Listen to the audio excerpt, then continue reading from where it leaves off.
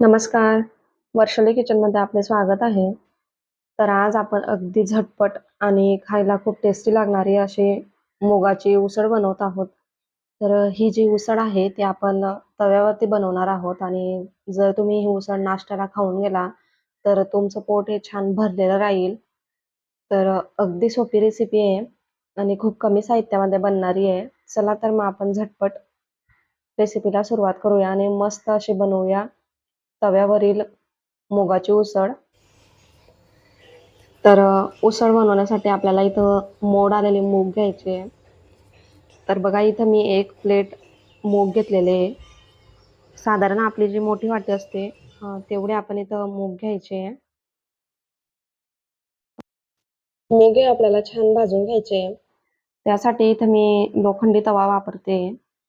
लोखंडी तवा यासाठी वापरायचा की आपले मूग हे छान भाजले जातात आणि हेल्दी खाल्लं जातं. म्हणून इथं मी लोखंडाचा तव्याचा वापर करते. तर बघा आपले मूग हे छान भाजून घ्यायचे. आपल्याला ते जास्त भाजायचे नाहीये. फक्त ते थोडेच मऊ होतील एवढेच आपल्याला भाजून घ्यायचे. म्हणजे त्याचा जो कच्चा वास आहे तो निघून जातो आणि टेस्ट अगदी छान लागते आणि झटपट होते ही उसळ. जास्त आपल्याला वेळ लागत नाही आणि साहित्यही खूप कमी लागतं. तर बघा त्यामधील सगळं पाणी हे आता गेलेलं आहे. सगळं शोषलं गेलेलं आहे. आता आपल्याला गॅस बंद करायचा आहे आणि हे जे भाजलेले मूग आहे ते काढून घ्यायचे. तर बघा हे भाजत असताना यावरती आपण थोडं तेल घालू शकतो. पण मी इथं तेल काही वापरलेलं नाहीये.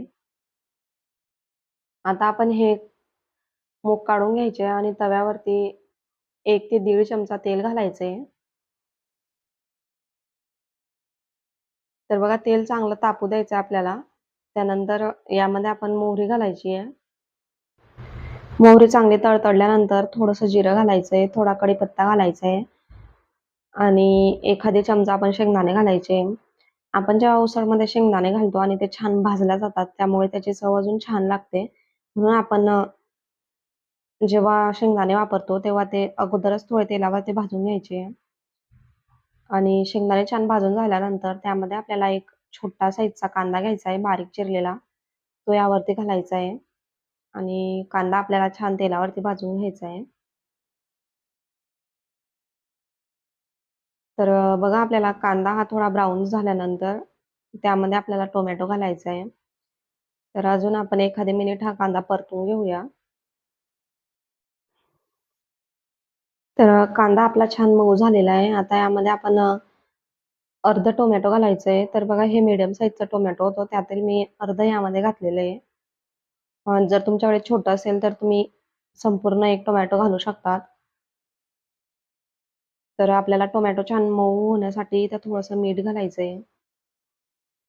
तुम्ही मीठ हे नंतरही घालू शकतात. पण मी इथं अगोदरच मीठ घालून घेते आणि मीठ घातल्यामुळे आपला टोमॅटो लगेचच नरम होतो आणि छान शिजला जातो. म्हणून मी इथं अगोदरच मीठ घातलेलं आहे. तर बघा टोमॅटो अगदी छान मऊ झाला आहे. आता यामध्ये आपण काही मसाले घालायचे. तुम्ही इथं हिरवी मिरची वापरू शकता. ह्याच कंडिशनला इथे हिरवी मिरची घालायची. जर तुम्हाला मिरची वापरायची असेल तर. पण मी इथं लाल तिखट वापरते. तर मी इथं अर्धा चमचा लाल तिखट घेतलेलं आहे. यात आपल्याला थोडी हळद घालायची आहे आणि इथं मी थोडासा गोडा मसाला घातलेला आहे. जर तुमच्याकडे गोडा मसाला नसेल तर तुम्ही गरम मसालाही वापरू शकता. अगदी थोडाच घालायचा गरम मसाला आणि आपले मसाले तेलावरती छान परतून घ्यायचे. त्यानंतर आपल्याला इथं मूग घालायचे जे आपण भाजून घेतलेले होते अगोदर आणि मूग आणि आपले मसाले छान एकत्र करून घ्यायचे. तर बघा ही जी उसळ आहे ती तुम्ही घाईच्या वेळेतही अगदी झटपट बनवू शकता आणि खायला खूप छान टेस्टी लागते. अगदी भन्नाट याची चव आहे. तर एकदा ही रेसिपी तुम्ही नक्की ट्राय करून बघा आणि जर तुम्हाला रेसिपी आवडली असेल तर चॅनलला लाईक करा, शेअर करा आणि सबस्क्राईब करा. त्याचप्रमाणे शेजारी जे बेल आयकॉनचं बटन आहे तेही दाबायला विसरू नका म्हणजे अशा नवनवीन रेसिपी अपलोड केल्यानंतर तुम्हाला लगेच नोटिफिकेशन येईल. तर बघा आपली उसळ ही छान तयार झालेली आहे. आता यावरती मस्त वरतून थोडी कोथिंबीर घालायची आहे आणि आपली उसळ ही खायला घ्यायची आहे.